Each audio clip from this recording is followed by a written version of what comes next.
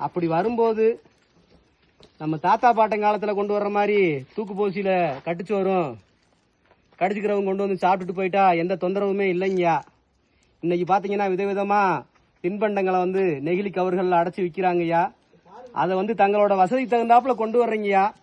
அப்படி கொண்டு வர்ற உணவுப் பொருட்களை சாப்பிட்டுட்டு அந்த மிச்சம் இருக்கிற நெகிழி பைகளை நீங்க ஏதாவது ஒரு துணிப்பை மஞ்சப்பை ஏதாவது ஒண்ணு கொண்டு வந்து அதுலயே கொண்டு போய் சேர்த்து அடிவாரத்துல குப்பை தொட்டி இருக்குங்க, அதுல நீங்க சேகரிச்சுட்டு வச்சிட்டீங்கன்னா அதை வந்து வனத்துறை ஊழியர்களும் ஊராட்சி ஊழியர்களும் சுத்தம் செஞ்சுக்கிடுவாங்கய்யா. இந்த மாதிரி நீங்க கொண்டு வந்து போட்ட குப்பைகள் எத்தனை ஆண்டுகளுக்கு முன்னாடி இருந்துன்னு தெரியலைங்கய்யா. ஒவ்வொரு வாரமும் வந்து நாங்க சாக்கு சாக்கா எடுத்துட்டு வர்றோங்கய்யா. இன்னுமே தீர மாட்டுது. அல்ல குறையாத பொக்கிசம் இல்லைங்க இது. நம்ம வன உயிர்களையும் இயற்கையின் எழில் வளங்களான மரங்களையும் அழிச்சுக்கிட்டு வர்ற ஒரு பெரிய ஆபத்தான விஷயம் தாங்க நெகிழி. அதனாலங்க இனி வரும் காலங்கள்ல அவங்கவுங்க கொண்டு வர்ற தின்பண்டங்களோட நெகிழி கவர்களை தாங்களே கொண்டு வந்து கீழே வந்து சேர்க்குமாறு உங்களை கையெடுத்து கும்பிட்டு கேட்டுக்கிறீங்க. ஓம் நம சிவாயங்க ஐயா.